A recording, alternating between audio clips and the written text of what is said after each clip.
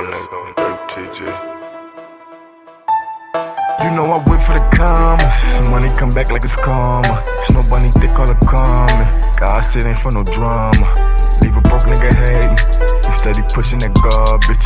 Got a slug in me first. She steady showing the cars. Kobe with all of my niggas. Shorty do all of my niggas. Snow bunny dripping with thickness. I tell her to hop in the whip. She get to grabbing my phone. I think she giving me digits. She get to grabbing my dick. I think she in love with a nigga. Henny ain't coming for cheap. And VIP with the liquor. My whole crew for the conflict. Like we fucking with Twister. Big money, all that I know. I bring the show to the show. I bring the hoes to the show. Bitches, money and dro. You know I whip for the commas. Money come back like it's karma. Snow bunny thick all the common. God said ain't for no drama. Leave a broke nigga hating.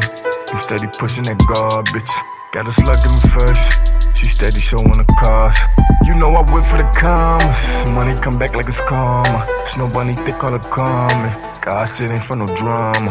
Leave a broke nigga hating. You steady pushing that garbage. Got a slug in me first. She steady showing the cars. I'm Kobe with all of my niggas. Shorty do all of my niggas. Snow bunny dripping with thickness. I tell her to hop in the whip. She get to grabbing my phone. I think she giving me digits. She get to grabbing my dick. I think she in love with a nigga. Henny ain't coming for cheap. And VIP with the liquor. My whole crew for the conflict. Like we fucking with Twister. Big money, all that I know. I bring the show to the show. I bring the hoe to the show. Bitches, money and dro. You know I whip for the commas. Money come back like it's karma. Snow bunny thick all the common. God said ain't for no drama. Leave a broke nigga hating. You steady pushing that garbage. Got a slug in me first. She steady showing the cars. You know I whip for the commas. Money come back like it's karma. Snow bunny thick all the common. God said ain't for no drama. Leave a broke nigga hating. You steady pushing that garbage. Got a slug in me first. She steady showing the cars.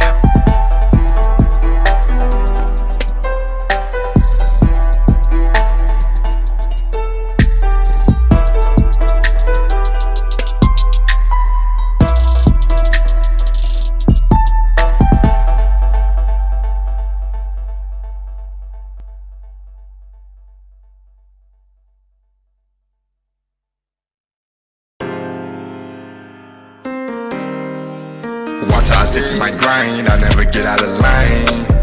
Bitches, they paying a fine just to come sit by the dime. I'm drippin', I'm not in my prime, out of sight, out of mind. She callin', she all on my line, told her quit sniffing them lines. Too many niggas can find, tryna get plugged with a rhyme. Niggas, they wanna do crime, but they don't wanna do time. What part of the game is you playing? Better take heed what I'm saying. All of this pressure applied, the pressure has been applied. Open the door for the ride, gotta get closer to God. They put my homie in the head, making sure he ain't survive.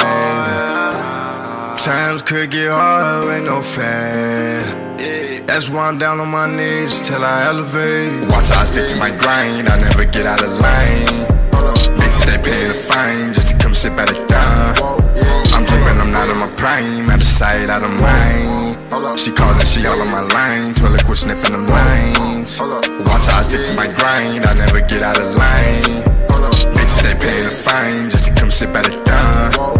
I'm drippin', I'm not in my prime, out of sight, out of mind. She callin', she all on my line, told her quit sniffing them lines.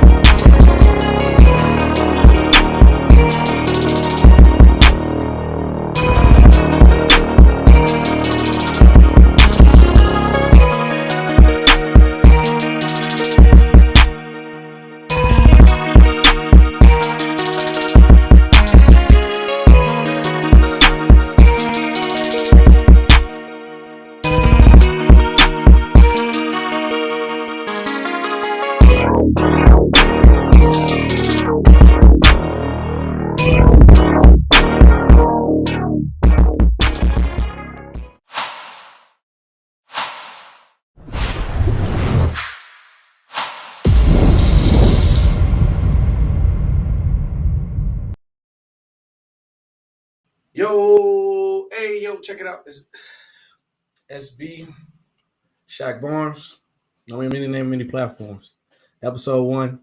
Sorry, I should have been live earlier, but it's my anniversary, so I've been running around doing everything, getting prepared for tomorrow. So yeah, I had to be a good boyfriend. So once we're there, like I said, I'll see you guys on the TikTok. So if you want the real clear view from the TikTok, because you only gonna see me and the logo in the background. You have to click the link in the YouTube. But if you cool, just looking at me face to face, you might not hear like the sound effects and the little funny little stuff I'm playing, anything like that. TikTok, YouTube. Shout out everybody through the YouTube. I got an action-packed show for you guys. It's gonna be great. First of all, like I said, this is episode 1. So I got to introduce to y'all what's real takes over fake debates and how we're gonna come at every topic and everything. Segment 2, we gotta go to the NBA. We're going to talk about the trade deadline. We're also going to talk about the GOAT debate. Is the GOAT debate getting old? Like, does it seem like it's getting dull? Or is that the only thing we talk about with basketball? Or is fans, that's the only thing they care about, is the GOAT debate? Is that it? Like, so wait, you only watch 2 players play? Then also we're going to go to the NFL. We are going to do Super Bowl recap, of course. Has Jalen Hurts solidified himself as an elite quarterback? Yes or no? And Patrick Mahomes, has he put himself in the GOAT conversation? I have him top 10. I don't know about top 5 yet. It's just me and my respect for the other guys and other guys ahead of him. But what does he have to do to be ahead of the GOAT conversation? Also, going to baseball too, MLB 23 has added the Negro League to the game. So when MLB 23 comes out, the season 1 will be the Negro League impact. Big, or is it a small thing? W or L? And also, they made me realize that a lot of our generation is lost when it comes to baseball. Nobody loves baseball at all. They don't love the baseball no more, because I was seeing comments on that and people were saying like, what, they really wrote Negro League, and I realized that it was an actual league called the Negro League at that point in time. So it's hard for people to understand. We're going to get into that. Also, the first ever, I have my brother Sean Webb is going to come into the show later, and he's going to play my first ever episode of Real Takes Over Fake Debates. So obviously how it's going to go. I'm going to bring up certain topics for his situations, and from what I've been hearing in the sports world and everything I've been hearing, we're going to ask him, is a real takes over fake debates? And if it's a real take, he's going to get this. Hey, that's pretty good. Facts, everything comes with it. Like I said, guys, on the TikTok, so like the sound effects and things I'm bringing up on the screen, you won't see it through TikTok. So if you want to come over here, if not, you just want to hear me talk, that's perfectly fine. I'm cool with that either way I go. Then also, if we go to the topic and it's a fake debate, we're going to hit him with this.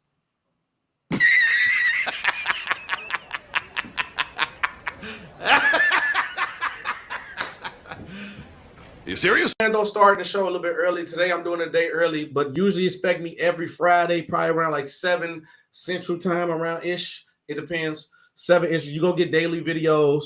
TikTok, I'm going to give y'all Death Note videos all the time. And also, speaking of Death Note, I'm starting a series through this. So my TikTok people, I love that y'all tagging through this. Same thing for you guys on the YouTube. I don't know if I'm going to start a Discord or not, but for now on, for the moment, just tag me in videos, and we're going to do a Death Note series. So once we do the Death Note series, we're going to have the book out. We're going to actually play the take, and I might have my guests react, or whoever I have on the show, or I might just react. And also, I will do daily different hosts, or I will do interviews. And man, if I do an interview episode, I could probably pre-record that and break it down, and then do that probably Thursday. So expect the interview episodes. But like I said, we got an action-packed show for you guys. I want to get into it. Like I said, my brother Sean Webb should be coming up lately, shortly, probably like the next 10-20 minutes. But I want to come and talk about what is real takes over fake debates. So, and also shout out everybody in the YouTube, bro. Shout out everybody. Shout out D-John. Shout out G-Money. Shout out Take Flight. Shout out Super Touch. Shout out Nicholas. Shout out everybody. Try to make sure y'all like, share, subscribe, everything. So, like I said, what is real takes over fake debates? Real takes over fake debates is a perfect example of like, because don't get me wrong, everything we talk in sports is opinionated. It is. As much as we want to deny it, it's opinionated. But it's like, can you defend your case?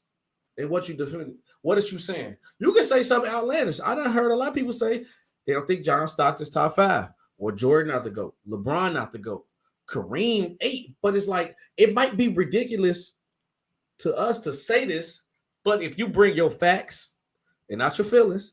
To your point, you can make your case. I heard somebody make a case that I think it was like a role player or Ginobili was better than James Harden all time. And you look at their resume side by side, you would think James Harden is obviously the better player, MVP, 6th man of the year, but somebody else can make their case. It's like a Law and Order on the court. Some people get away with murder. It's not a good thing, but guess what? If you defend your case and defend your take and make it sound great, what else can you do? That's all I'm saying. So real takes over fake debates is just like, I'm tired of these fake narratives. I'm tired of these just saying anything just to argue. Like, bro, I don't want to argue with you. I barely argue with my woman, so I want to sit on online argue with somebody. I'm honest. Let's have a real conversation. Because once you take those emotions out and you just stop saying anything, like the old heads with the hand checking just automatically stopping everything, and then like the people of today's generation with basketball, they just think, oh, the competition is just so crazy. Shout out my boy Trent in the chat. And the competition with our era is so crazy. Or with the old football head, shout out my boy B's. B's still my brother. But yeah, because how they play, they can hit people. Shout out your goat in the chat, man. Make sure y'all hit that like button. Make sure y'all share. So it's like things like that to deal with. And everybody watch through TikTok. We're live on YouTube right now. We're live on YouTube. Episode 1, Real Takes Over Fake Debates. Like I said, I'm perfectly fine with you guys just watching through my phone. But if you want to see the full spectrum of my room and the sound effects you want to hear, because stuff like this, you're not going to hear. You know what I'm saying? That was legitness. Yeah, it was. I'm dropping legitness already. Because a lot of people with these fake, like I'm saying, these fake debates and these fake tales that they break it up, honestly, it's just a mission fail. Mission failed. We'll get them next time. You got to get them next time because, like Elder, putting LeBron like 8th. That made no sense. No consistency in your take.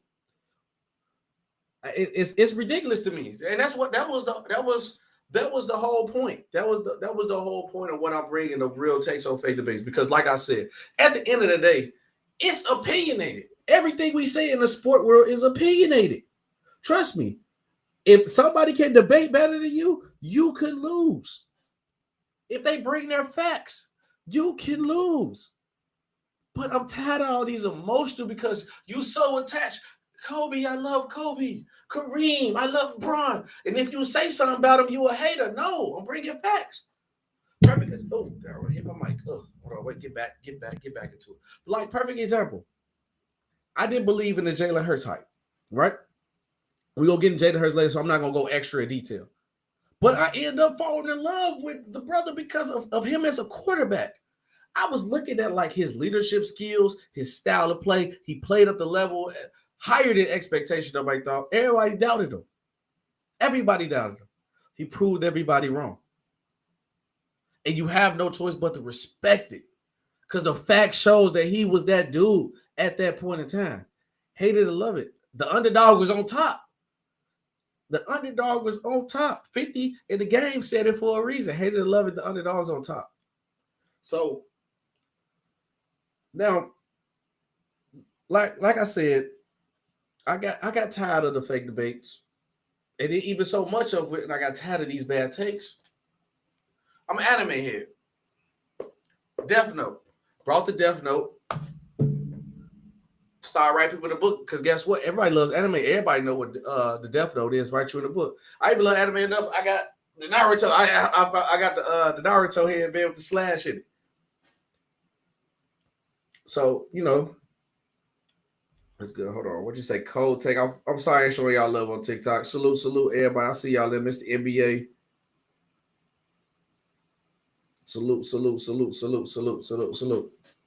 But make sure I hit that like button. 1,000 likes on TikTok. 1,000 likes. So make sure y'all like on the YouTube. We got 15. Keep it up. Keep it going up. I'm supposed to be live on Twitch too at the same time. But so this just the topic of the day.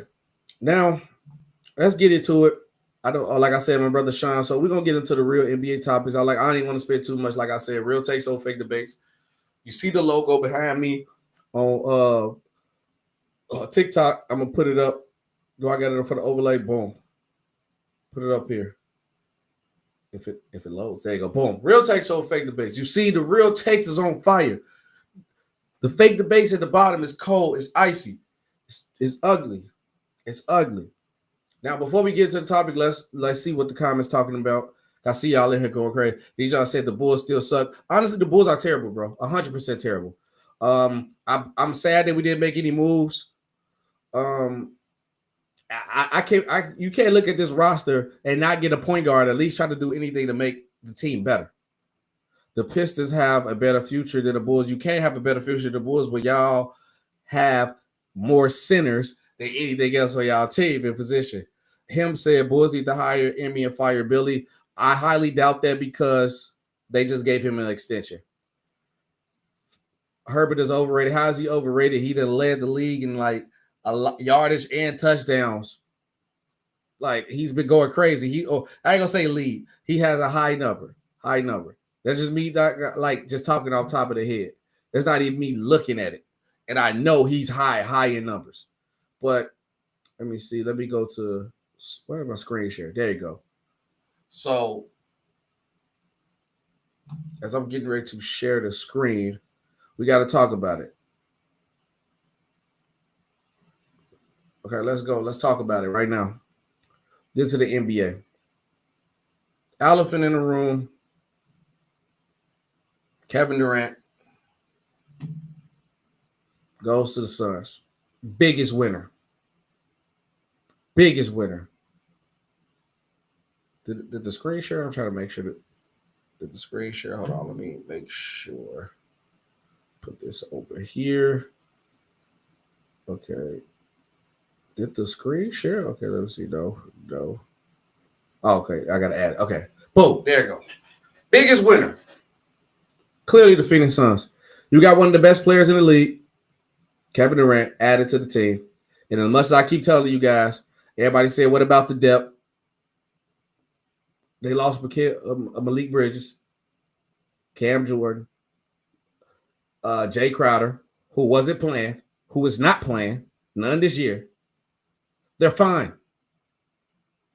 Because you added one of the best players in the league. Usually the team who wins a trade will get the best player. So Phoenix Suns is the number one winner as a team. Now you automatically the favorites. Now, I think you got to give them a chance because this year they barely go play with each other. Kevin Durant's coming off injury, and he has to get everything. They got their chemistry right. So if they don't win this year, I wouldn't be surprised if the Suns doesn't win this year. I wouldn't at all. But if they do, they're like I said, they're favorites. Let me see. Okay, they got it like this. Now, my biggest winner as a player.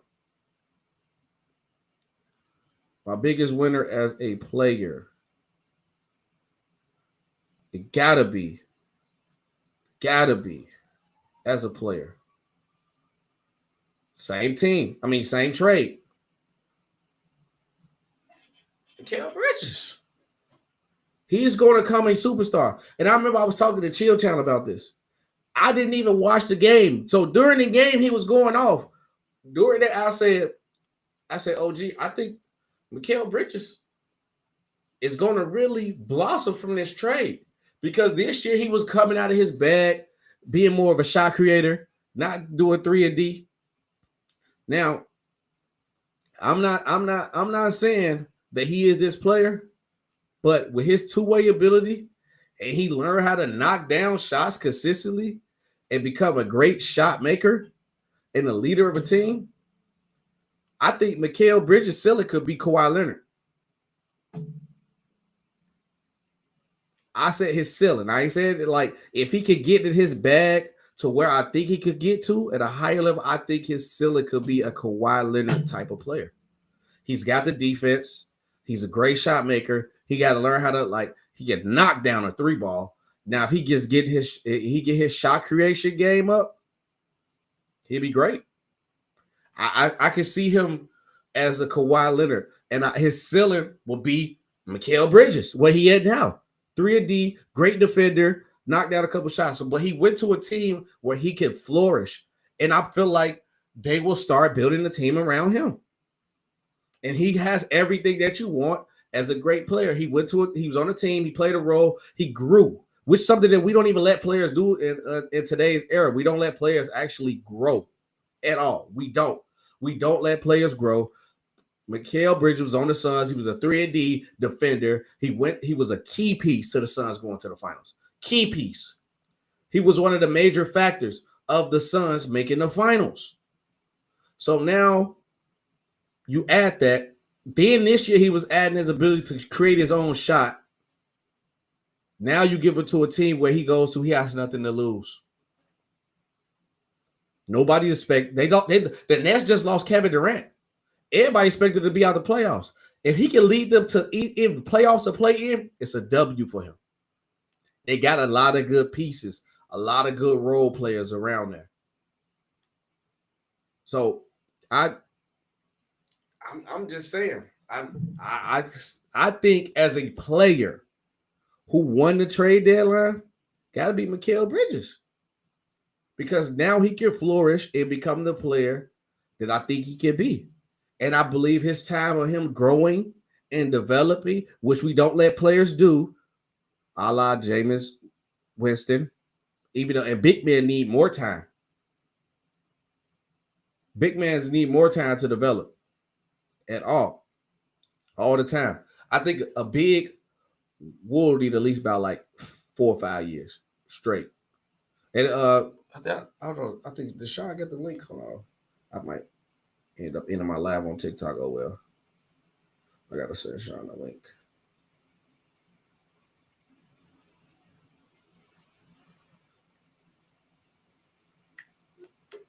Yeah, did the TikTok? Give me 1 second, guys.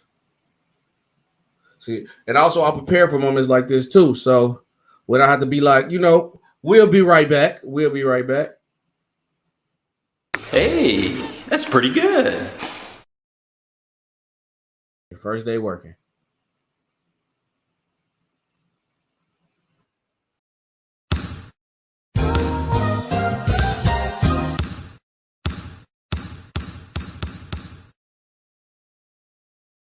And we're back. See, I got everything prepared. That was a bad first draw of it. That was definitely a terrible first draw of it.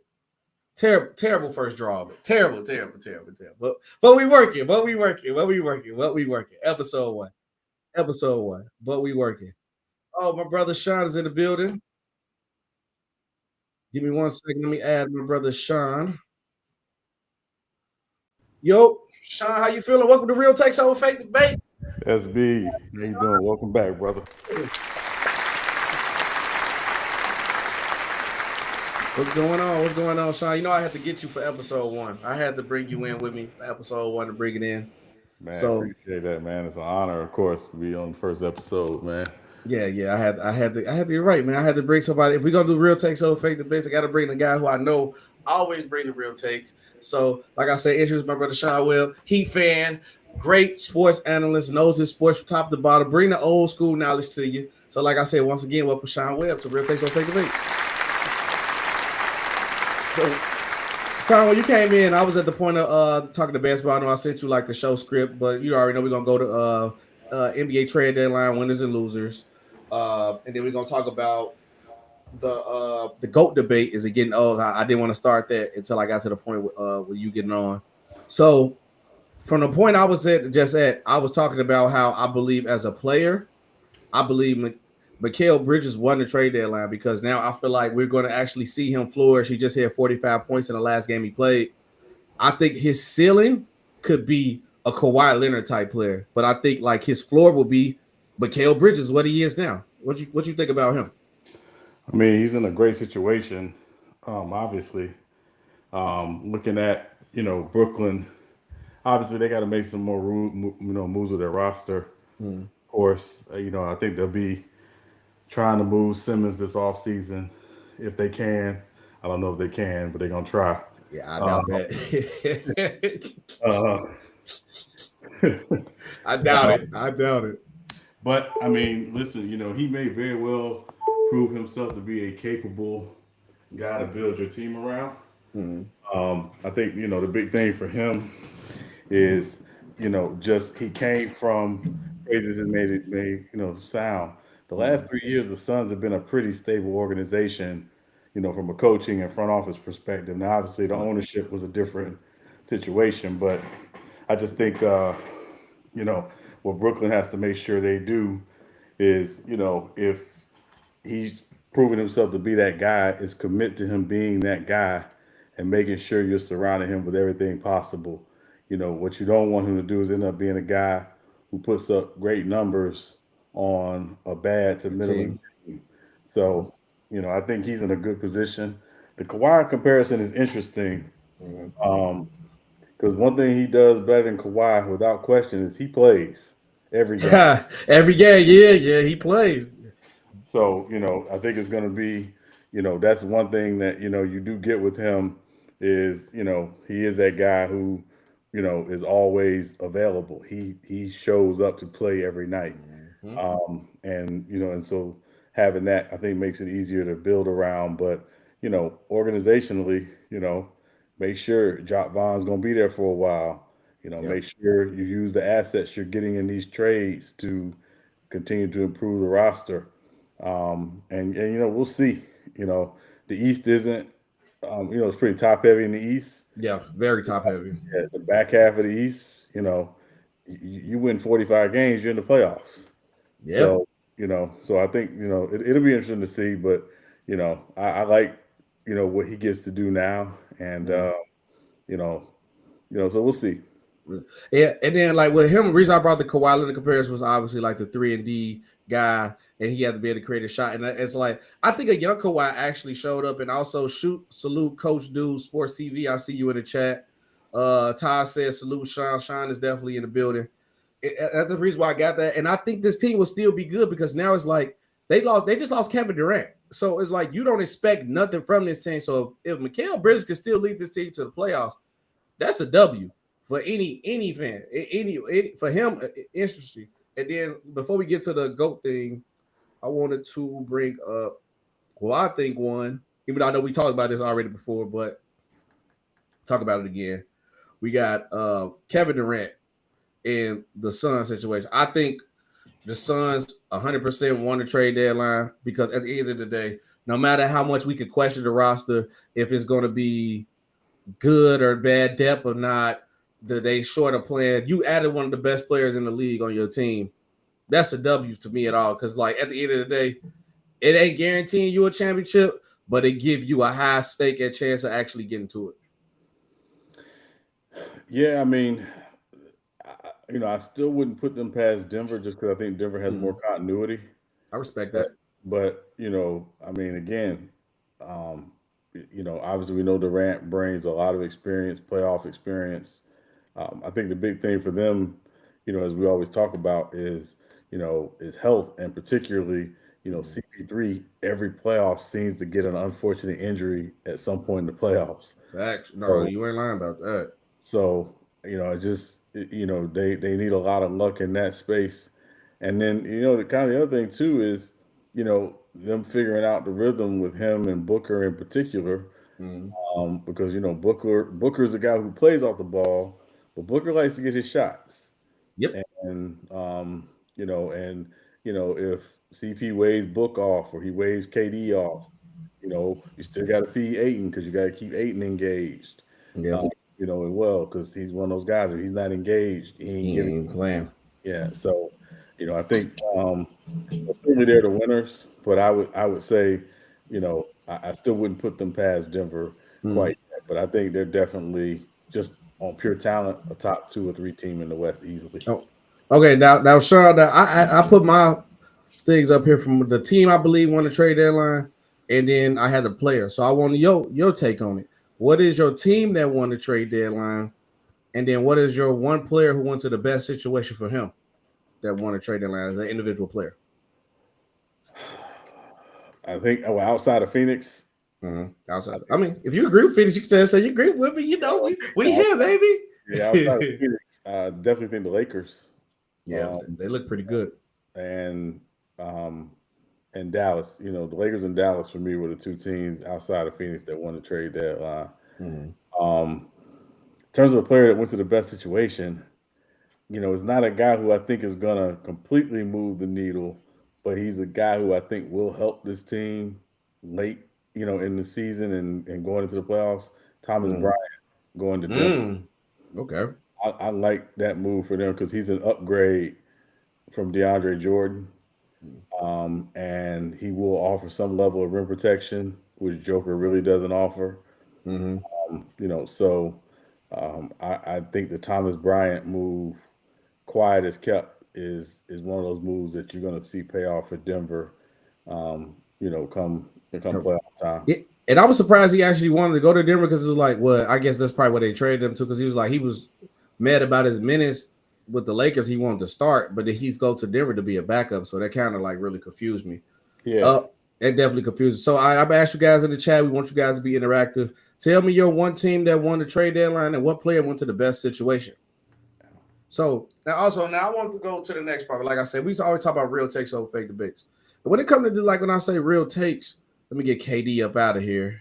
Yeah. And I just feel like, bro, when it comes to real takes over fake debates, basketball wise, I think only people care about is LeBron and Michael Jordan when it comes to the GOAT debate. And it's like it gets so annoying debating that. I feel like the GOAT debate is getting old. Like sometimes I be watching and hearing, I be like, bro, do you really watch basketball or do you understand that? But then they come out the woodworks like they know what they talking about. And I just be looking at them like this, Sean. I just be like, wait a minute. Who are you? I don't understand. Like I be trying to figure out where do these guys be coming from. It just be like you watch two players and now you just a basketball guru. You don't know who played with else or everybody they played with garbage they won by themselves. So for me, as I'm kind of tired of it. I only really do it because one, it get views because people care about it. So obviously gonna take the views. But like in general, talking about it, I'm honestly tired of it. So how do you honestly feel about the GOAT debate? Is it getting old or what? Well, for me, there's no debate because the NBA is 76 years old. There's no universal GOAT in a league that's 76 years old. There are several guys who I think have cases to be considered the GOAT, but even they would say every era is different, the rules are different, the gameplay is different, positional expectation is different. So it's I don't think. Besides LeBron say he the GOAT. He gonna say he the GOAT. You ain't gonna deny him of that.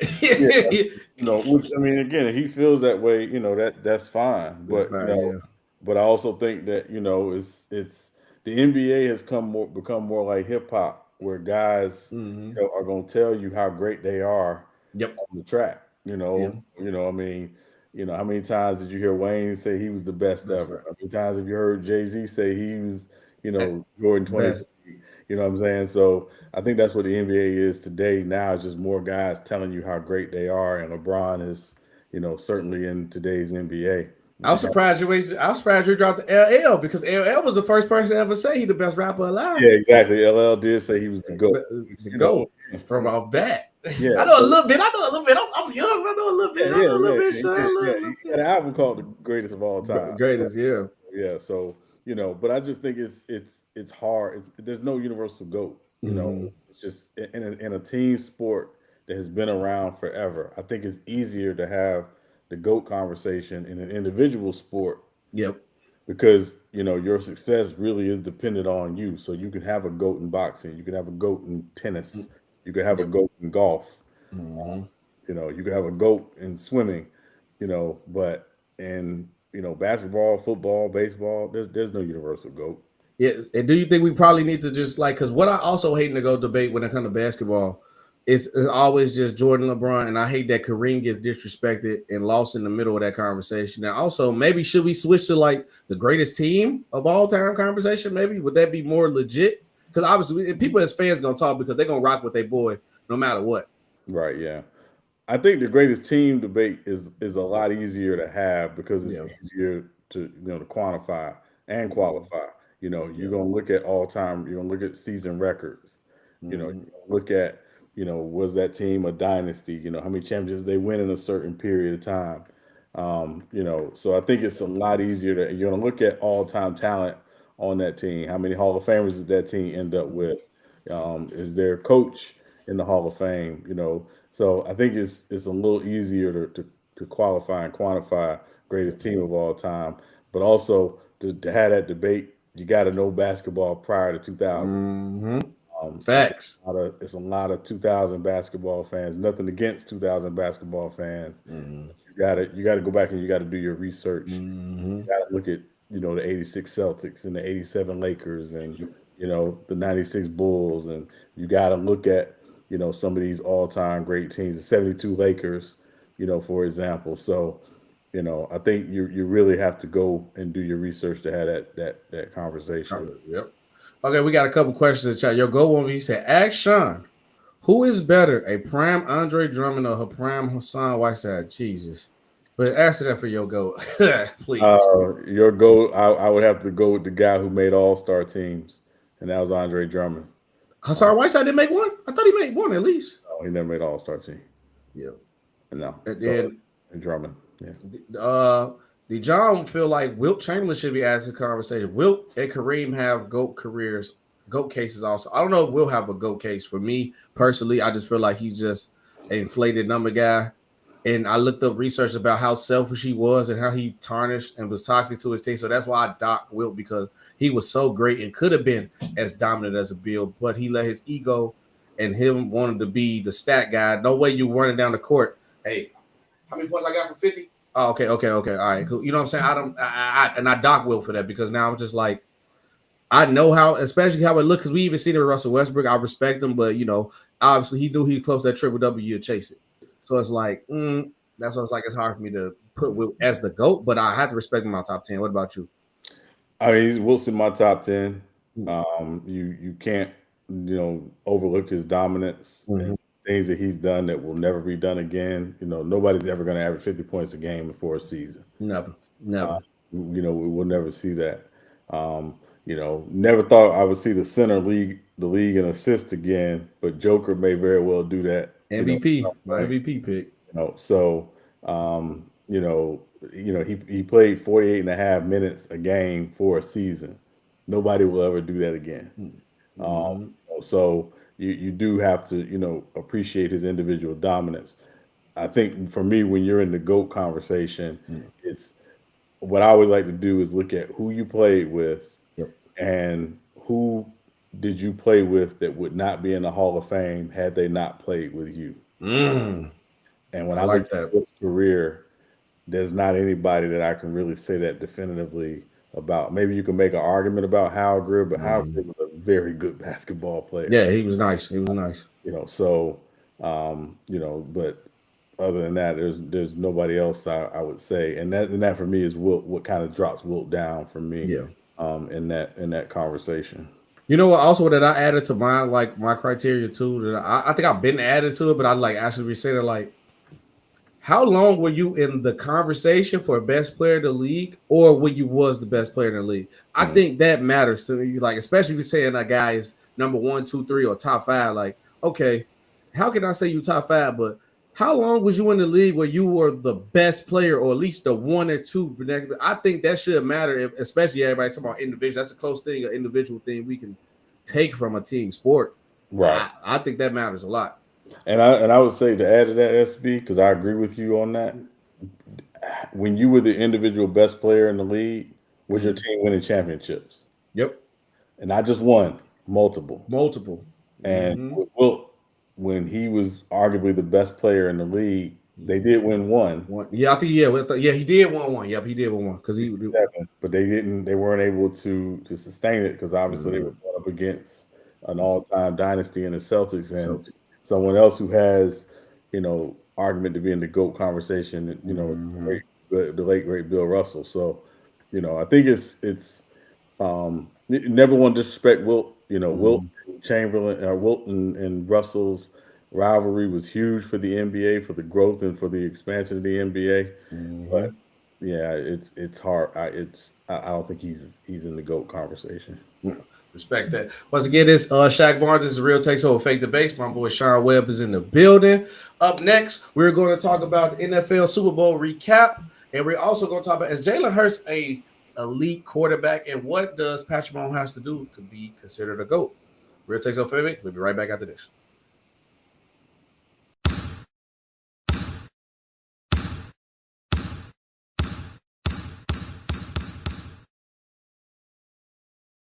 See how I kind of do a thing for the audio. Look, you see I'm in my bag a little bit, Sean. You see I'm in the bag. But once again, the Shaq Barnes Real Takes Over Fade Base. We're back. So, Super Bowl recap has ended. The Chiefs has won the Super Bowl in a great game and the ending of a controversial call. But even Bradbury said that he held them. I wouldn't want to call that.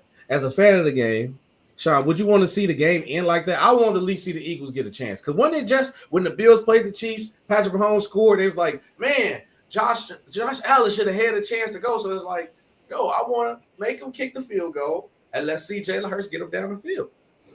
Yeah, I mean, obviously don't want to see the game end like that. But what I'll also say, if you go back and you watch that play in its entirety, it should have been offsetting penalties on that play because there was Orlando Brown actually had illegal hands to the face. I believe it was on Hassan Reddick. Yep. Rushing off the right side. So it should have been offsetting penalties. You hate to see the game end that way. I mean, that said, to me, that's not what really decided the game. Mm-hmm. I thought, the game was really decided in the first drive of the second half because, with the Super Bowl, halftime is so much longer than normal. Mm-hmm. And it gets the ball first coming out of the second half tends to have the advantage, particularly if they can go on a decent drive. Yep. I was talking to an Eagles fan during halftime, and I told him, I said, "Look, man, if I'm the Eagles, I got to get this stop here coming out of because if they go on a long drive, that's longer that your offense has not been on the field, and there's a chance that they could be a little rusty, with the long halftime. So, but I thought the difference in the game for me was two things. One, the Eagles in the first half Jalen Hurts was able to run some. Mm-hmm. The second half, he wasn't. And conversely, Patrick Mahomes, even on the bum ankle, was able to run and move around in the second half. And he didn't get touched. He didn't get sacked one time. Yep. Game. And the team that led the league in sacks, they had 70 sacks in the regular season, didn't have one in the Super Bowl. So credit to the Chiefs offensive line, but I think that was the difference. They couldn't touch Mahomes. Yeah, and it was crazy because everybody got mad at me because I went live. I had the Eagle blind spoken because I'm a Chargers fan. I rock with the Chargers, so I have no horse in the race to see the Chiefs win. Bad enough, it's another dynasty quarterback in the way of my team winning, no matter injuries or not. Imagine it before you kill me and say we in our own way. I know that. Let me live. Let me have my glorious moment. But Eagle fans were talking crazy. They was I ain't never seen this much smack talk since Cowboy fans. So I'm telling them I don't know. You don't understand this bad man that's across from y'all. And then obviously Jalen Hurts got to live up to the moment. But your defense had to live up to. It's easy to get all them sacks during the year, get those stops. But you on the biggest stage of them all, and you got the best player in the league right now at the position you got to play against a stop. That's a different type of play style to play against. It's easy to say, yeah, our defense lead the league. I'm like, but y'all gotta calm down. And then a lot of it was I was a hater. I say, okay, I'll be labeled a hater, but if y'all lose, I'm talking crazy. And I've been talking. Everybody look at me like, I didn't know you didn't hate the Eagles. I didn't hate the Eagles. I hate Eagles fans because they talk too much. They had to realize what the truth of the situation was, and it showed. How a team who led the league in sacks got 0 sacks on a quarterback with a bum ankle. And the Chiefs' offensive line this ain't the best offensive line he had since he been in Kansas City. And that's what I'm like. I'm looking at that. I told them though, because it's just a matter of stage and the field. But also, I want to come in and get my flowers to. Let me put on a big. He got to get the big screen treatment. Jalen Hurts, excellent game. He played outstanding. He gave the Eagles everything they wanted, Sean. Everything they wanted. Yeah. He got the touchdowns. He made the timely passes. Only pass looked bad at the end and made it look like, man, he got a noodle arm sometimes. But he ran. He did a great job. I feel like, honestly, I'm blaming the Eagles. I'm putting the L on the Eagles defense. And I feel like coming into this next season, Jalen Hurts has solidified himself as an elite quarterback in the top 10 conversation, upper top 10. I got him probably 7 or 8, but he's there. I mean, to me, he might be top 5 now, man. I respect it. I respect you putting him top 5 too. I mean, if we're just basing it on last season and the improvement he made from his second year, his first full year as a starter to his second full year as a starter was night and day. Yeah. And one of the things when I watched him, I remember he played the playoffs last year against the Buccaneers, and the Bucs were able to do some things, in terms of disguising a lot of their looks defensively in that game, and he wasn't always sure where to go with the ball on a few of those throws, and and so he needed to, clean up his footwork, and obviously, he needed to quicken up, his ability to read and see what was going on. But also, I think schematically they did do a better job of putting him in positions where you're not asking him to go out and make all these crazy throws, the entire game, and use, what he has, which is his legs are an asset, even if it is setting him up to throw the football. So I think he's definitely improved. He's about to get the bag, and he's earned every penny he's about to get. Yep. It's probably going to be somewhere between 45 and 50 million. I give him a 10-year deal. Stretch out the contract so that way you can rebuild the team. Yep. Continue to build a team around him, and keep yourself in competitive mode like the Chiefs have done with Patrick Mahomes. Yep. And shout out Action Jackson. He did. He's a big Chief fan. He changed his name to Le Champion. I see you in the chat. We was chopping it up, but I definitely see the chat. He said, "Is Jalen Hurts better than Lamar Jackson?"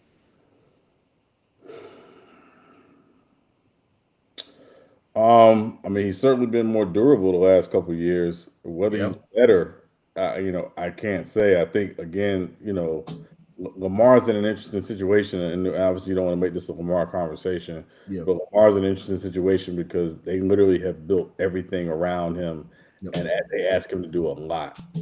Yeah. And unfortunately, he's gotten hurt the last couple of years, which has basically hurt their playoff chances with him getting hurt. They're two totally different quarterbacks, to be frank, but I'm not going to say better. I think they're right there with each other if you just base the last couple of years. Yeah. And so, Sean, what is your top 5 QBs right now in the league? And I'll let you go first with your 5, and I'm going to tell you my 5, and see if we're on the same page. Can I have 5 Patrick Mahomes? No, you can't. No, you can't have 5 Patrick Mahomes. You can't have. No. Hold on, wait, Sean. No, you cannot. Mission failed. We'll get them next time. Mission failed. No, mission failed. No, you cannot get no 5 Patrick Mahomes. It don't work like that. It don't work like that. But no, yeah. So, I know Mahomes is 1 off that. Yeah, Mahomes is 1 for me. I have Burrow 2. I think Burrow's really, really good. Like I would say Burrow 2. Agreed. I'll put Josh Allen 3. Respect.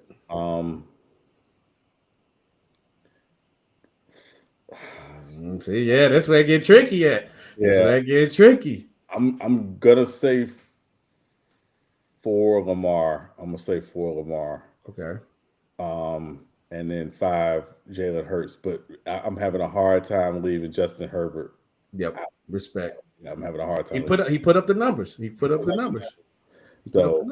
Yeah. I have much respect for Aaron Rodgers, but last year he was not a top 5 quarterback. Yeah. I think so. Yeah, I think me and you hit it on the head a little bit. I had to go. Our first 3 is the same, and I definitely threw Jalen Hurts at 4, and Justin Herbert is 5 for me. Okay. Yeah, because I feel like everybody was like taking Josh Allen, like he wasn't just clear number 2 for like the past 2-3 years. He had 1 losing year. Now all of a sudden everybody was taking him out of the top 5. I'm like, nah, he still played the same. They had an iffy year, but you gotta understand, like once team consistently get tape on how you play your play style, it's gonna be harder to adjust because now they game plan for that. They got enough tape of y'all on the big screen. They're gonna do that. Right. So, right. Hold on, wait. Ben just said he out of line for this.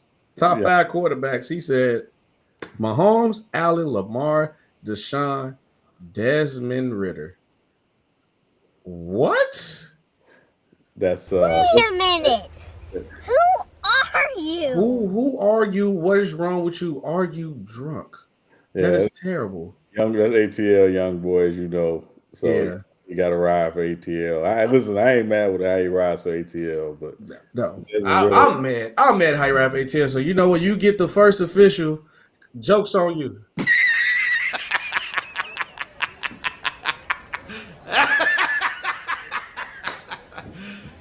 You serious? Hey, Sean, is he serious? Is he serious, Sean? Desmond Ritter? No, he's not serious. I can't.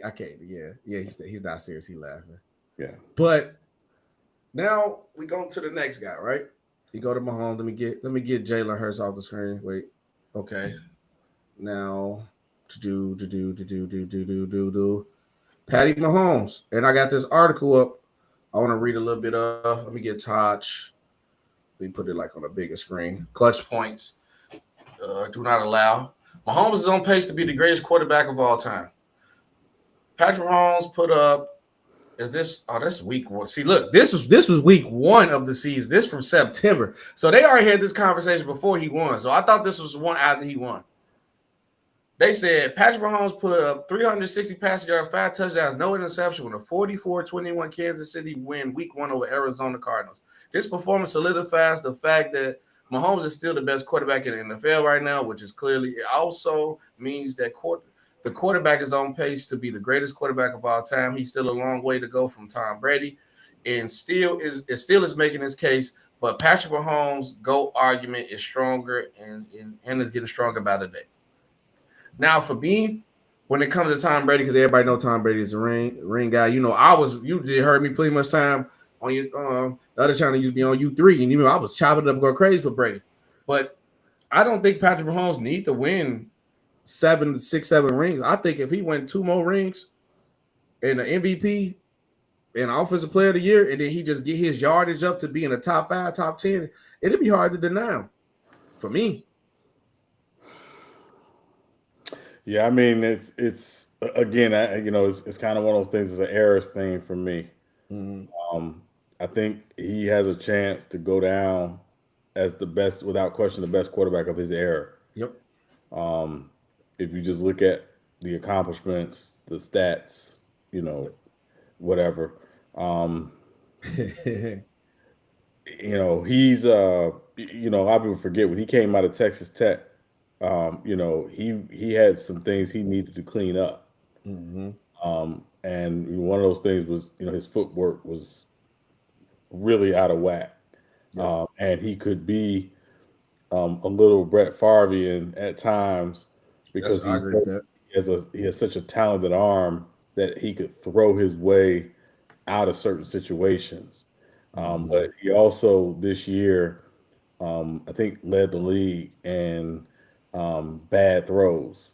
And by bad throws, I think throws that either missed their targets by 3 or 4 yards and by passes that could have been intercepted, I think is the metric they use for that. Now I got a question. Where do I find this? Because remember, I was on B's head about this. Yeah. I was like, B's, when we was arguing on True Channel. Shout out True Sports Debate. Shout out, make sure y'all like, share, subscribe.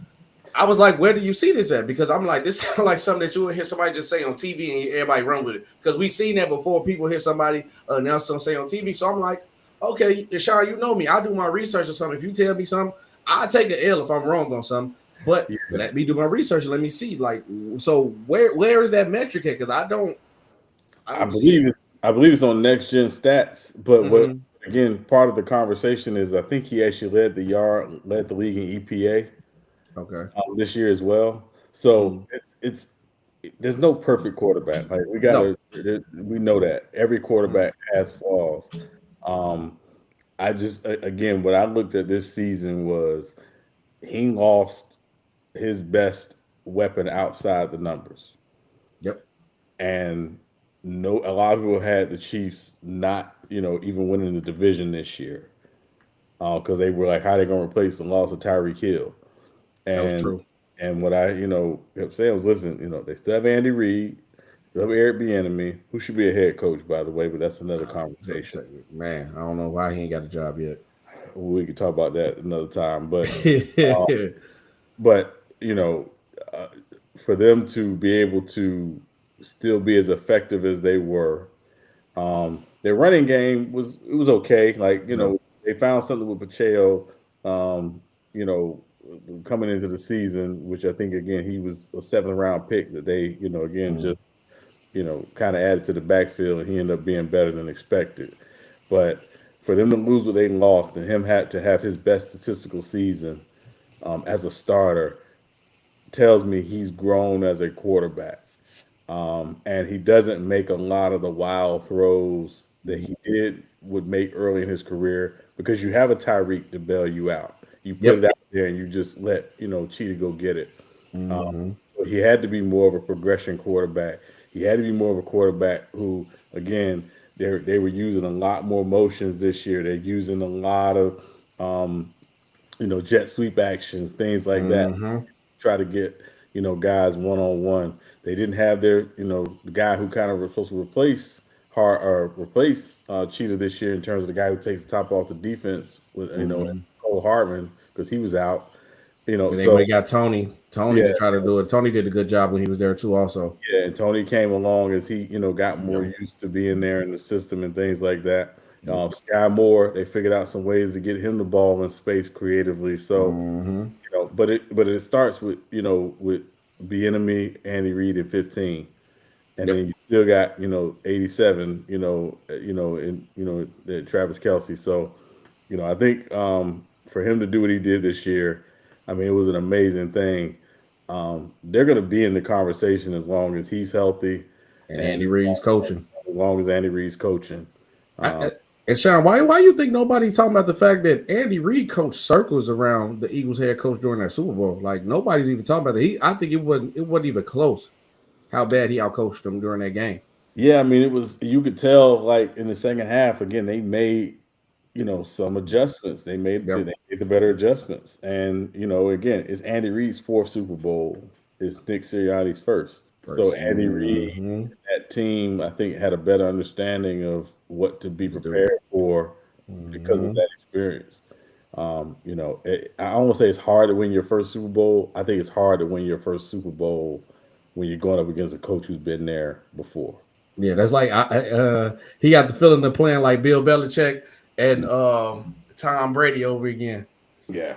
So it's getting ugly. All right, so coming up next, we got to talk MLB 23 is coming out March 2nd.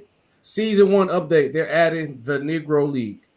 And a lot of fans was curious about it, like saying, wait, they really going to name that? So it's like, it made me realize that the young generation is lost when it comes to baseball. And why is that? We'll be right back on Real Takes Over Fake Debates.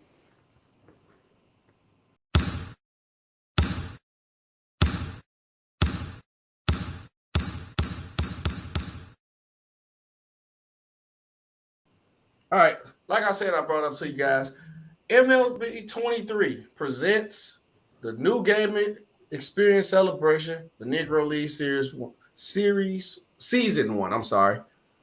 Sean, is this a W? L, as a historian of the sports, because I know you love all sports, especially the history of this, do you like or love this? I absolutely love it. Absolutely love it.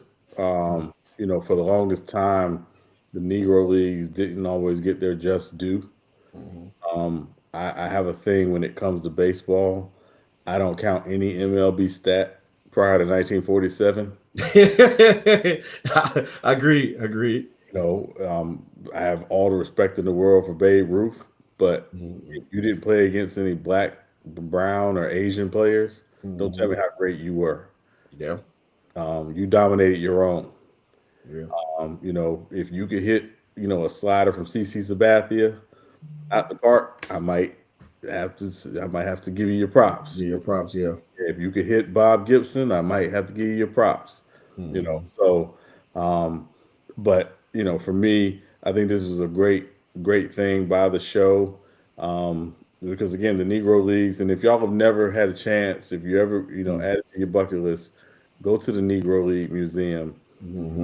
It's worth it. It's on my bucket list. I haven't been there yet, but it's definitely on my bucket list. It's worth it. Like, it's so much that we're talking about it more, obviously, SB, because been been in the, the lexicon the last couple of years, and now that the Hall of Fame in Cooperstown is starting to recognize the stats from the Negro Leagues as a part of evaluation and things like that. I mean, we're getting ready to, it's only going to get better, but those guys should not be forgotten simply because they weren't allowed to or they weren't welcome to play at the major league level in their day. But there were some great players that played in the Negro League. Some who did eventually go to MLB. Yep. Some of the best never got to play in Major League Baseball. Yeah, and then Sean, like I said, when I've seen this, because I see it on my Facebook, right, and I realized that the young generation is so out of date with baseball that they didn't even know the Negro League ever existed. So it's like I see people in the comments. I should have screenshotted it, but I'm just like they were just so irritated. I mean, it made me so irritated. They were just so misinformed. Like they really just gonna name it that? This what? They was like laughing and shocked. I'm like, bro, that's the name of the league. What else? What they go? They can't change the name of it. Right. It's not, and it's not nothing like. It's not. Obviously, I know everybody just so because this generation is so immature. They just play out the word because it say Negro, but it's not the bad. That's the name of the league, what it was at the time. And I actually love that the show did this because maybe people who don't even like baseball, they'll play the game. So maybe they get a history lesson to see these guys, to see these players. And I know how I play MLB 22 and 21. They do the field justice. They do the jersey justice. The graphics do great. The players play great. And I hope actually that young generation could get more involved with baseball because I know, don't get me wrong, baseball is boring to watch on TV. You got to have more patience to watch it. But if you ever go to a game, especially on a hot day, Saturday, it's the most fun you can ever have. Like, what can MLB do to get the young audience to come back to baseball? Because I don't believe it's short in the season because that takes away from baseball. I know it is too many games, and I honestly hate that it's so many games. But it'll take too much to shorten the game. Players not gonna give up no money, so that comes with that. Right. So I don't know. I don't want to say start shooting players back up with the what because we already got a Hall of Famer who should be a Hall of Famer. I should say Barry Bonds, who should be in the Hall of Fame, but they're docking him for something he really was doing, but he was the only person. But he technically didn't get caught, but he got caught later on. Whatever. So, but baseball was exciting during that time. The Roy era, I should say. So, what can they really do to bring the young fan base to watch? Even though we in the microwave mindset generation where everything is now. Well, I think it's two things. I think it's if you're talking just a young fan base in general. A lot of that comes back to what are their parents interested in I took my son when he was probably 12 as well. I think I took him to his first baseball game, and he loved it. But it was because it was so much going on in the stadium. That, and then the chance to potentially catch a fly ball or whatever. Was he was really into it. So I think you got to take them to the games. Like they may never sit and watch it on TV. No, it's boring. Yeah, it's you got to really love it to watch it on TV. Like that. Like I'll be honest with you, I only watch Yankee games on TV. Man, I'm telling you. Say it again. So unless it's like coming playoffs or World Series, like I'm gonna watch the playoffs, I'm gonna watch the World Series because it's the playoffs of the World Series. But and then in terms of urban youth, there's a program called RBI. It was Reviving Baseball in Inner Cities. That was a parent program of MLB that they started in the I want to say it was late 80s, early 90s. That program has really kind of fallen off. Fortunately, when you look at, I think less than 7% of MLB players are black. Yeah, I think there's a lot of Spanish players taking over the league now. A lot of Spanish players. They got that, which is fine. Yeah. But a lot of times, what gets us into the sport is not so much the sport, but it's also looking at someone who looks like us that we can connect to, and we look at and say, wow, I really like them. I'm a diehard Yankee fan, but my all-time favorite player is Ken Griffey Jr. Ken Griffey, yeah. And I like Ken Griffey. My favorite player is Derek Jeter. I love Jeter. I'm a Yankee that hard. Yeah. And I didn't see some of the player cards is going to be. We got to talk about that too. But I meant to say the guy from Miami, the young guy from Miami, is on the cover. So that's obviously great. I don't know what his ethnicity is. He looked black, but I don't know. You know the guy from Miami, the dark skinned guy? I can't think of his name off the top of the head. I thought Jeter was on the cover. I thought I heard he was on the cover. It's the guy from Miami who was on the cover. You sure Jeter was on? Anyway. Yeah, okay. Yeah. Anyway, but also we looking at the cars that I believe that might be. You got Hank Thomas, Buck O'Neil, Jackie Robinson, John Donaldson. Yeah. So that's all right. MLB. I'm liking this. Yeah. Satchel Paige, Jackie Robinson, Hilton Smith. I'm rocking with this. I'm. What you think? So is you liking what you see? I don't know if you got the Xbox still. So you. Yeah, I like it. No, I like it. I got a PS5, but yeah, I like that they're doing this, man. I think it's worth it. I still got to wonder, are they gonna have Oscar Charleston, who I think is the greatest Negro League player ever? But it's a possibility. It's definitely a possibility. Oh, here go right here. This guy right here from Miami. So Jeter is on the, I guess, like the deluxe digital cover. Okay. I don't honestly keep up with Miami like that. So I know his name is just not hitting I can't think of it right now.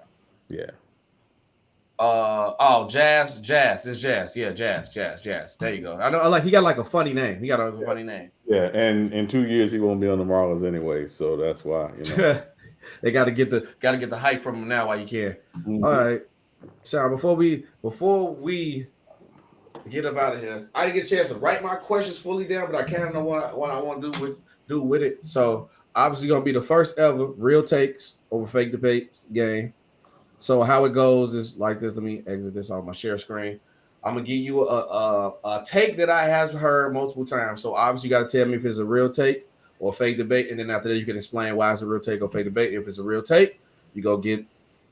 Hey, that's pretty good. You can tell me what you think, what you say, how you feel about that. And obviously, if it's a fake debate, there, obviously get that. Let's go ahead and make it happen. All right. Take one, have I heard? Real take or fake debate? Michael Jordan played against plumbers. Real take or fake debate? Fake debate. Want to explain on that? I mean, first of all, Michael Jordan played from 1984 to 1993, and then from 95 to 98, and then again from 2001 to 2003. Mm-hmm. How many Hall of Famers did he play against? A lot. In that time frame. A lot of Hall of Famers. A lot of Hall of Famers. A lot of Hall of Famers. A lot of guys you would say are in the top 10 of their positions. If you were having a positional argument, positional debate. Mm-hmm. Now, can we have the discussion about whether or not he played against some all-time great teams once the Bulls started winning? Yeah. That's a different conversation. But in terms of the quality of players, he played against he played against Hall of Famers, and fake debate. Okay. Question number 2 I had a take I have heard before. Stephen Curry deserves more respect than LeBron because he dominated LeBron James in his own era. Real take or fake debate? Another fake debate. Fake debate. Tell me why. Why do we like to take the team accomplishment and put it solely on the best player? Why do we like to take the team disappointment and put it solely on the best player? You watched the 2015 finals. You could have argued that LeBron could have been the MVP of that finals, even though they lost. That's true.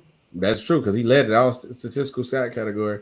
And if you was gonna give it to Iguodala, I'm sorry, you got to give it to LeBron at that point because I believe Steph Curry got robbed out of that one the first of anybody because Iguodala only got it because he started and Clay sold the game. In the game that Clay sold, he showed up. So it made it look like, oh my God, Iguodala is the reason why they winning. He saved the day, which was terrible.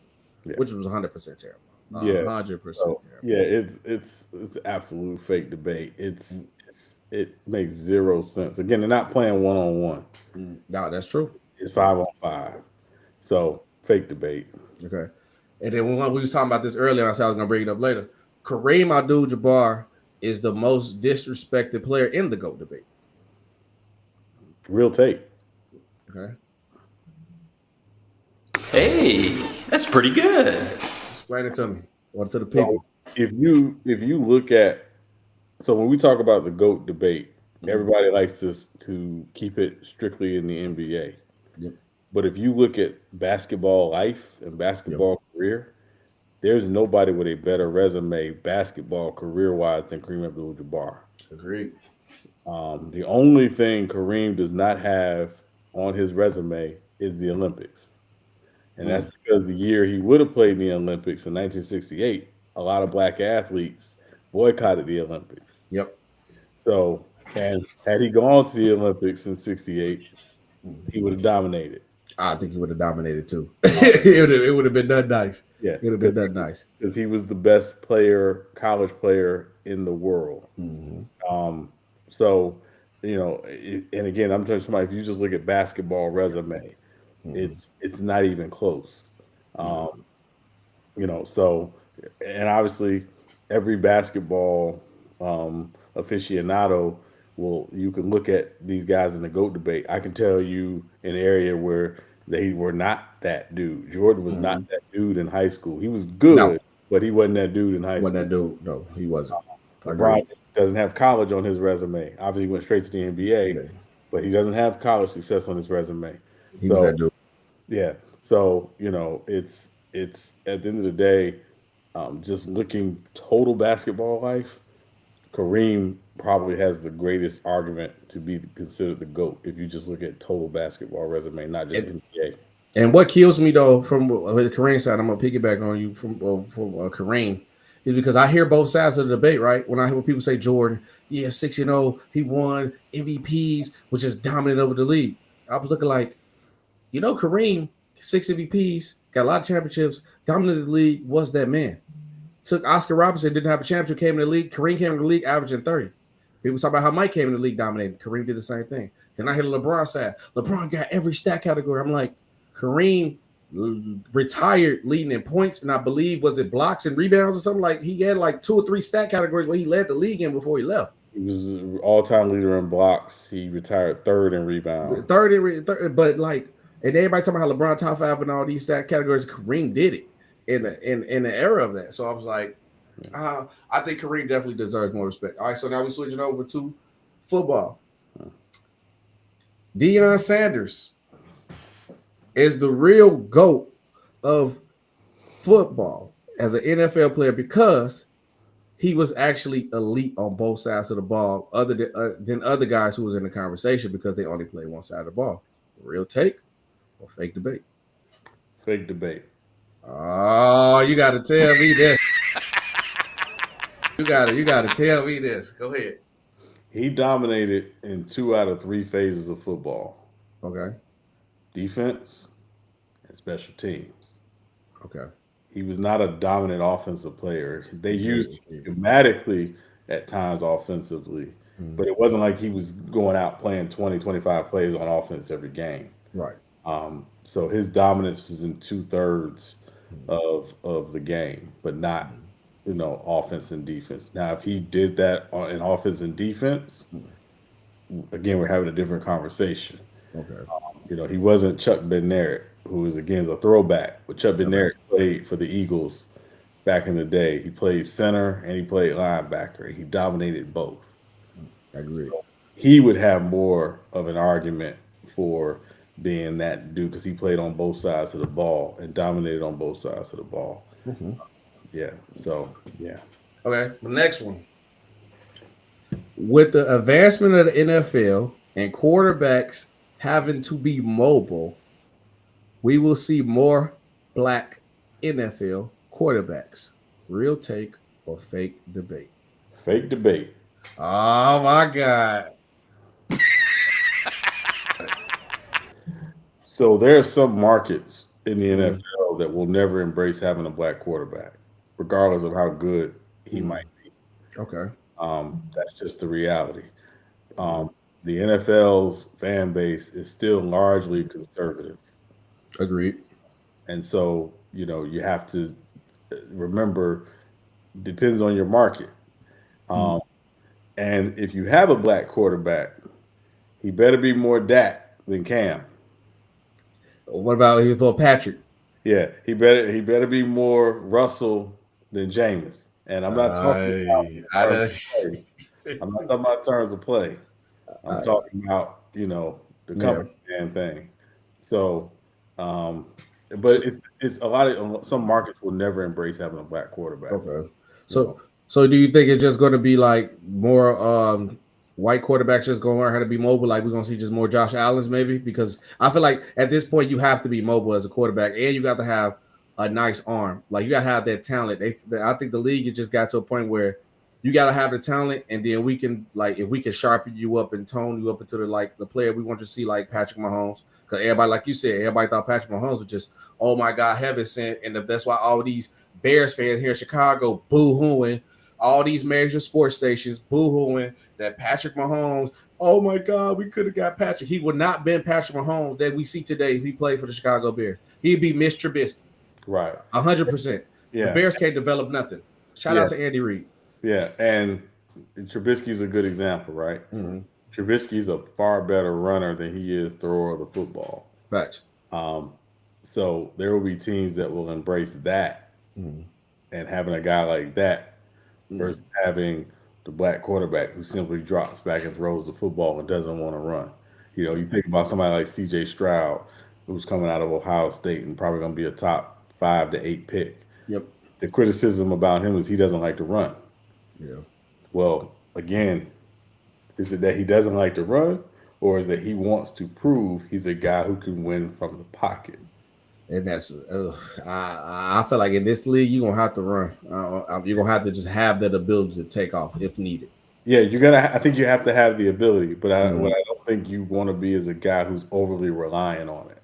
I agree with you on that too, because once them legs give out and that's all you got, it's ugly. Yeah. All right.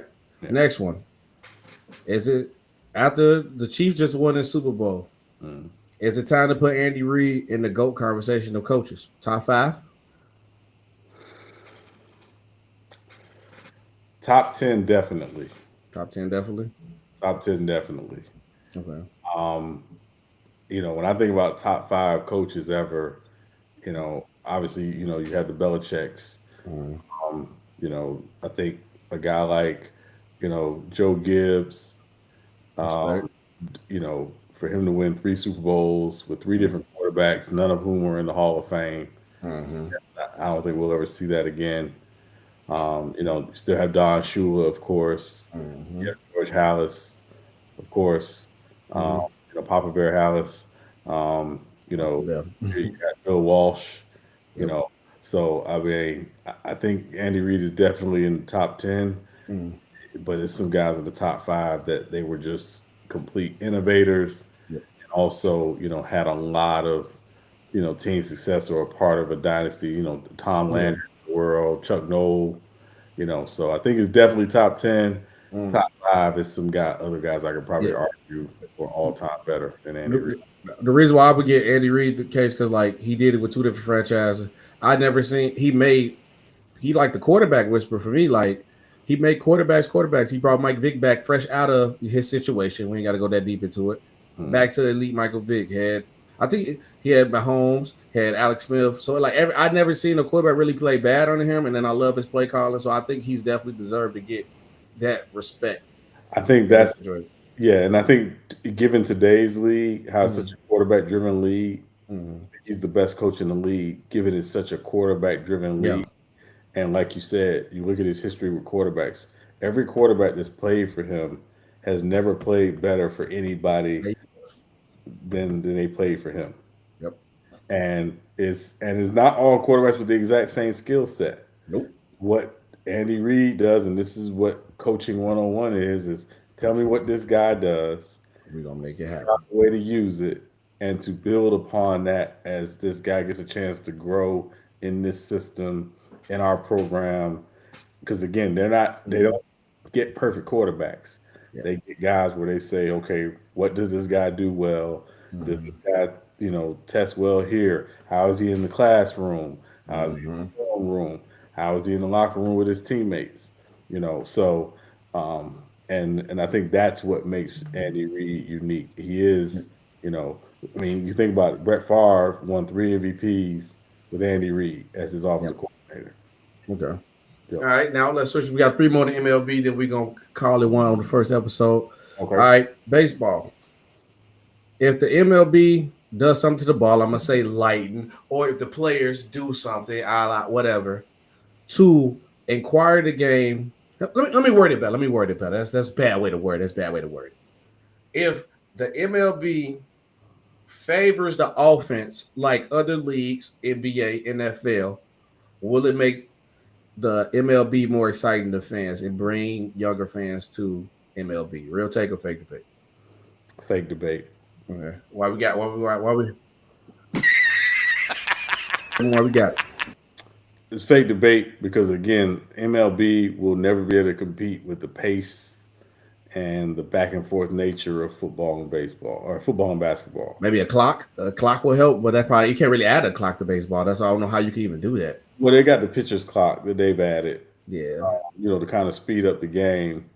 But I mean, it's always going to be a very deliberate game. It's just the way it is. They've made changes. I've certainly analytics have changed the way the game is played. So now you see more home runs, but you also see more guys striking out.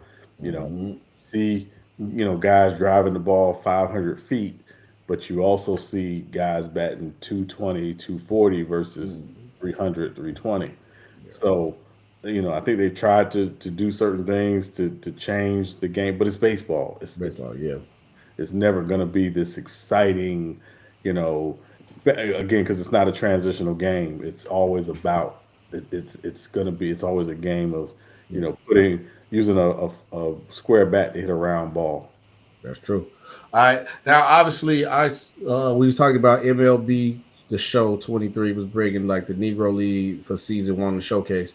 Would you like to see the MLB do like a Negro League showcase, like an honor it for a year? Would you love to see that? Real take or fake debate? Real take. Hey, that's pretty good. Tell me why you see it as a real take.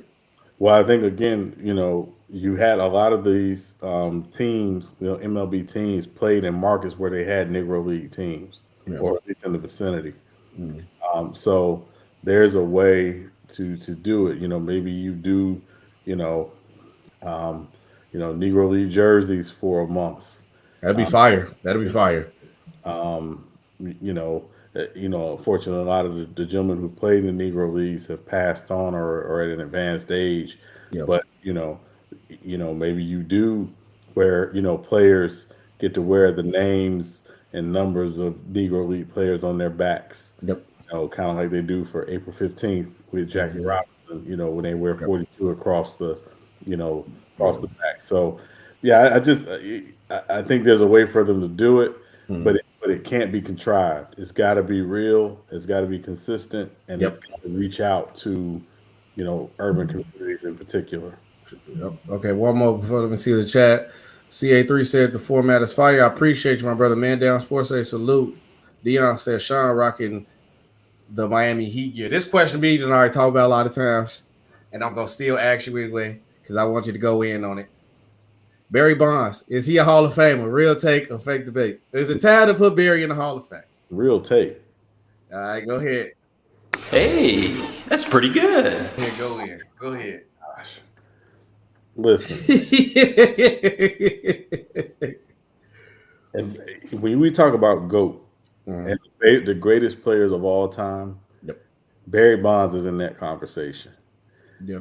And the crazy part of it was before the alleged steroid use, he was in that conversation. Easily.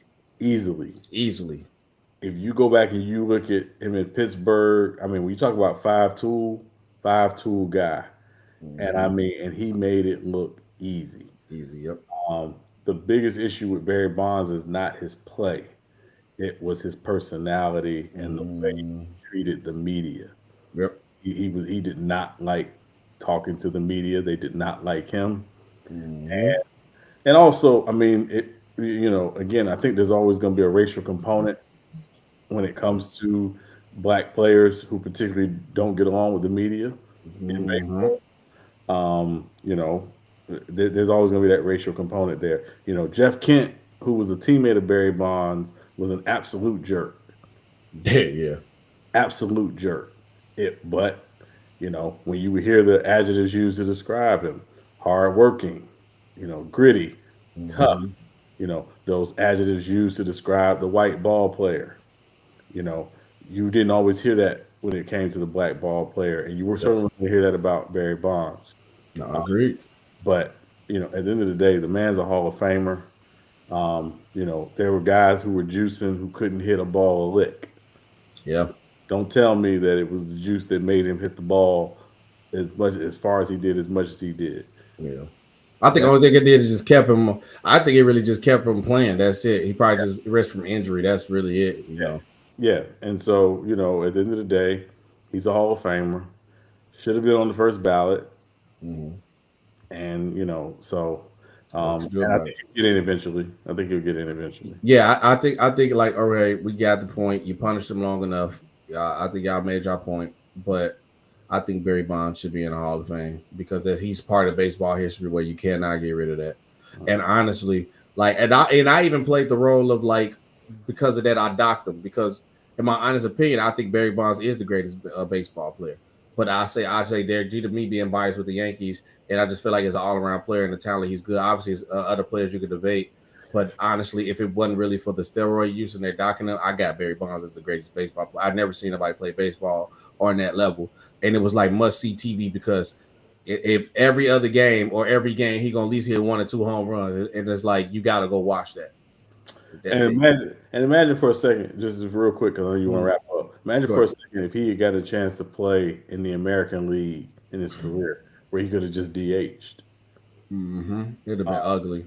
It would have been ugly. You put a DH in the Hall of Fame who did use steroids. Big shout out to Big Papi. But Big Papi. But you put him in the Hall of Fame because you like him. Yep. He was likable. The media loved him. So don't tell me it's about steroids. It's about likable. Yeah. Now look, I'm glad you brought that up. That's one more topic we got to talk about. One more topic we got to talk about. That needs to stop what you just said because we put him in the Hall of Fame because he liked him. I literally, that irks my nerves because that's pretty much saying we don't care about no work you put in. You could have been so pretty much right now. If the league or the Hall of Fame, even though the NBA Hall of Fame is probably like the easiest thing to get in, but if they didn't like LeBron James, they'll probably fight tooth and nail not to get him in the Hall of Fame. And I don't like that because you're being disingenuous to a player where you got Terrell Owens who should be in the Hall of Fame.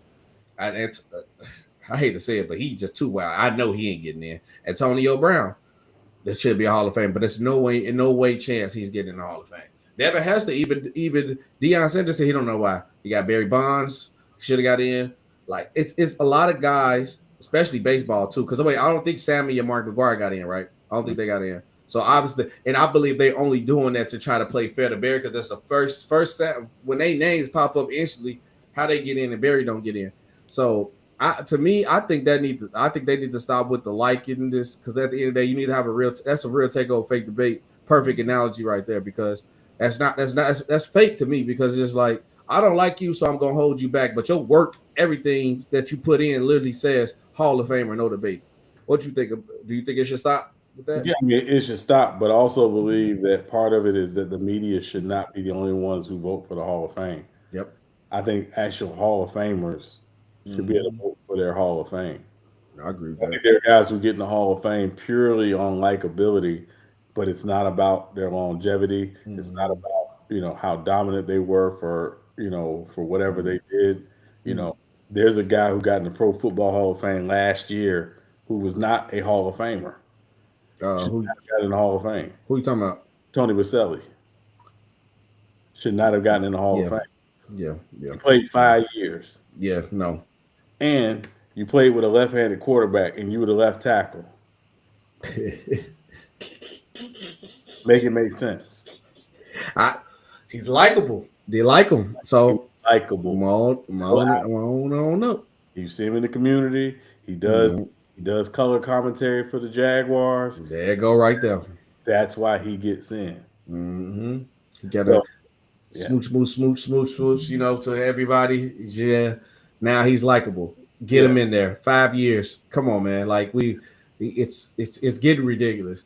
And it's like, even to a point where you even heard Deion said that we need to have an upper room to Hall of Fame because now y'all just letting anybody in now. And then you got, and I think it looked crazy when you got players questioning, wait, how did he get in, but he didn't get in? That was weird. But notice, SB, most of those conversations didn't happen till after Tony Vaselli got in. Because they knew he should have got in. You literally had Bruce Smith write letters basically saying, y'all are taking one game he had against me and using this as the litmus for him being in the Hall of Fame. The man played 5 years. Yeah, he should have been in the Hall of Fame. I ain't know one game could get you into the Hall of Fame. If that's the case, it's a lot of guys who's gonna make it now. The NFL is gonna be right. So to your point, my thing is it's too much about likability, but it's also once a guy's in the Hall of Fame, it should be like the Heisman Trophy. Yep. Once you win a Heisman, you have a Heisman vote for the rest of your life. Yep, and I think it should be like that too. Like the same thing for the Hall of Fame. If you are a Hall of Famer, you should have a vote, and your vote should weigh in a lot on who gets in the Hall of Fame. It should not just be because some media personality goes in the room and caps for you for an hour, and that's why you get in the Hall of Fame. Because now you working with them side by side. Come on, buddy, you're my best friend.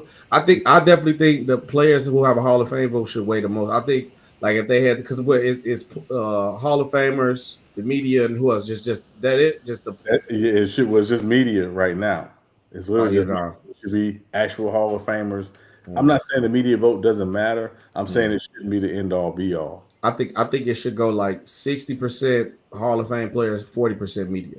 I think that makes sense because it should definitely outweigh it. Because at the end of the day, like I know I want to get to the point where I'm in media where I could possibly get a vote too, but you know that's the big goal things. But I definitely don't feel like I never played at that level. If me and Deion Sanders side by side, we both cast a vote, and I say no to a player, he say yeah, his yes should outweigh my no. Yeah. Now I want to say there's one guy. If he gets in the Hall of Fame, he should not have a Hall of Fame vote, and his name is Gilbert Arenas because he. No, he's not getting in the Hall of Fame for sure. But matter of fact, I'll take it back because the NBA is so easy. Tracy McGrady, Grant Hill just made it. I don't understand how, but it is what it is. And that opens the floodgate because now you got a guy like me who loved Derrick Rose, whose career was short. And I said, if these guys make it, you put them in the league off what they could have been or what they thought they could have been. Well, I would say Grant. Keep in mind, it's the Pro Basketball Hall of Fame. So that too, I know. They do look at your college, they look at your international, and they look at your pro career. I think those three things is what got Grant Hill in. If it was just purely on his pro career, he wouldn't get in. So what's the excuse for T-Mac?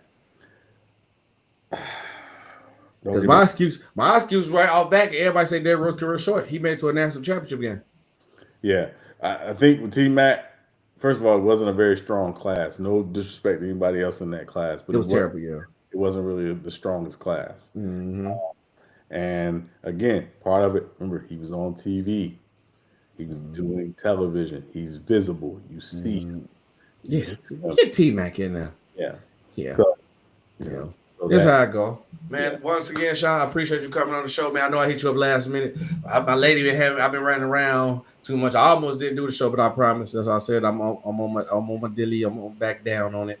We definitely got chopped up smoking. We was linked up about we talked about something early about chopping up about a show, so we definitely still doing it. And that's it, but man, I definitely appreciate you coming on first episode, man. Appreciate you, Sean. My pleasure, SB, and salute everybody. Appreciate y'all watching, and make sure if y'all haven't already, man, like and subscribe to Real Takes Over Fake Debates. There you this go. Is the first episode, but this will not be the last. No, sir. And y'all continue to support the brother Shaq because he's doing this thing. Thank you, man. I appreciate you, Sean. Thanks for coming on. But my boy Sean, that's my boy. Sean definitely came on to the show, rocked out with me, man. I appreciate everybody who came in and listening to the show, man. Listen to the show. Dion, Super Taj, Man Down Sports, LeChamp, Ben, or that's ATL Young Boy. Shout out everybody in the TikTok. First episode, I appreciate that y'all came in because I was like last minute, did prepare. Anniversary, so but I promise you guys I'll get episode because it would have been yesterday, but I'm doing all stuff yesterday, so I had to push it up today, and I had to run around. Traffic's crazy, snow, but we still made it. We still here. So you already know the slogan: real takes over fake debates with Shaq Barnes. I'm glad. I want to know in the chat. I'll probably make a community post. But do y'all like the new format? Let me know what y'all liked about the first episode. Let me know what's something I can improve on. I'm here, like I'm a humble beast. So, like I take all criticism. I know all y'all guys show love to the channel. So anything that y'all would like, I'll do. Did y'all like the that was legitness. Yeah, it was. Sound bites. Mission failed. We'll get them next time. Let me know if the episode was a mission failed. Do y'all also like the real take burger? Hey, that's pretty good. Me know if y'all like it or not. Your boy been working. Obviously, y'all see the new intros. Your boy edited and chopped everything up himself. So I've been working and putting everything together. We in the process of launching Real Takes Over Fake Debates on the audio side on Apple, Spotify. I'm also getting my podcast on a major radio station in Chicago, WLS 890. Get my podcast on there. So be on the lookout for that. So I definitely want you guys to like, share, subscribe. But I also had to feed my people from the YouTube side and the video side so you guys can see me, let you know I'm still putting in the work while I'm working on the process of that. Like I said, I'm going to bring you guys interviews with different players, media people. I think the next people I do want to bring up, I want to bring up Kendall Decree. He's the coach of the women's basketball team in Houston College. I think Tilston. I always say it wrong. He gonna kill me. That's my cousin. I'm gonna try to get him on. I'm gonna get Chilltown Hoops on. I'm gonna get FYF on. I'm gonna get Low on. I'll probably get a couple people for player choice. I got to get A-Weezy Bang on. A-Weezy Bang definitely be going crazy. So I'm bringing a lot of guests. I'm definitely gonna try to run against some NBA players, some sport players, former sport players. I was in tune with Nate Robinson on the Xbox. I'm gonna try to get Nate Rob. So trust me, I'm gonna bring y'all a lot of content. And I'm going to try to definitely do interviews, like, just let them speak their piece. And then also I'm going to have co-hosts like I did today with Sean. Sean's my first co-host of the episode, last minute preparing. I was just like, you know what? Let me bring my boy Sean up. Sean bring that knowledge. Sean bring that fire, man. Make sure y'all like and share. Chop it up with my boy Sean, especially because me and Sean was supposed to chop it up and got a show together. But, life happens with me. And that's why I kind of the reason why I kind of went to my side and just start launching my thing, because I didn't want to be too dependent on somebody dependent on me, or I'm dependent on somebody else to make anything happen. Because perfect example, today I couldn't start the show at the time I wanted to start the show at 7, but if everything is on me, I could do a handle thing on my own time. So I just, like I said, it just me being a good honest person. Then also it's everything else is on me. Like I said, also another thing is to do the Death Note series. So look, that's what I want you guys to already start doing. If you see a bad take, y'all already do it on TikTok, but do it on multiple platforms. You on my Facebook, Real Takes on Facebook, will probably be launched after this weekend because, like I said, I'm for celebrating my anniversary. So y'all not gonna see me for the weekend. I'm going to enjoy myself. So, but add Real Takes on Fake Debates on YouTube. Right now, my TikTok is still SB Talk Sports. Go to SB Talk Sports group on Facebook. Tag me, send me videos. We're going to do a Death Note series. We're going to do live reactions to takes. We're going to do live reactions to takes. Point blank period. We're going to put them in a book. Let them there and there. So once again, I said, man, I appreciate everybody rocking in with the show. First episode was a success. Like I said, shout out to everybody. Even shout out to people on the TikTok. It took me a little bit longer too, because I was actually trying to go live with the TikTok at the same time on here, but they messed it up. So they're, like I said, also y'all like the setup. I'm definitely gonna put a community post up. Ask you guys, what did y'all think about episode 1? So make sure y'all go right down there and make sure y'all like on it and comment on it, like what you think I should do better, What you think I should add to the show? What you want to see to the show? Did you like that we talked about every sport? Would you like me to keep it one main topic? Like I try to like make it like a real show format. So, like I said, man, SB Talk Sports, real takes over fake debates. Yeah. That music playing. Don't get too comfortable in the streets, cause niggas, they love with that. Don't get too comfortable in the streets, cause niggas, they love with that. Yeah. Really got shit on me, let's get it. I got a 5-course meal on my collar. You could eat a lobster and steak with a pot full of snakes. God steady blessing my partners. Bernie with the bowl, but I'm Trump with the dollars. Rapunzel on the wrist, rose gold, 8 hour. Head full of diamonds, hand full of scholars. Picture what you pickin', pickpocket, egg robber.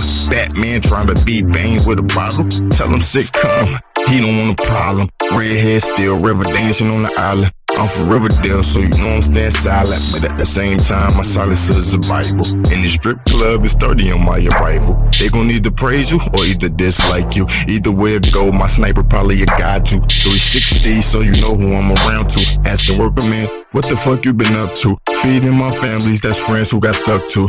Yeah, cause and effect, off of my death.